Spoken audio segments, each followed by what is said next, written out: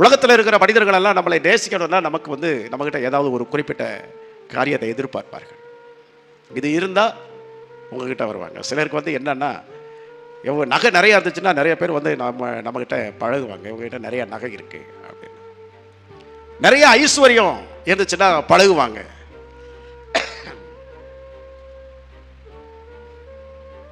இந்த உலகத்தில் நம்மகிட்ட பேசுறதுக்கும் பழகிறதுக்கும் சில தரம் பார்க்கிறார்கள்.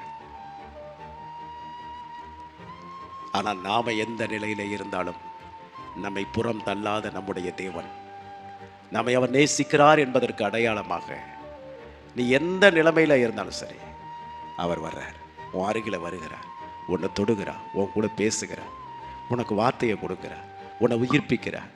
மரித்து போய் கிடந்ததான உன் செயல்கள், மரித்து போய் கிடந்ததான உன் வாழ்க்கை, மரித்து போய் கிடந்ததான உன்னுடைய எதிர்காலம், ஒன்றுமில்லாமல் நிர்மூலமாய் கிடந்ததான சகலவற்றையும் அவர் உயிர்ப்பிக்கிறார். காரணம் ஏன் அப்படின்னா, அவருக்கு நீ தேவை என்பது அவருக்கும் தேவை தெரியும், உனக்கு அவர் தேவை என்பதும் உனக்கும் தெரியும். Praise God.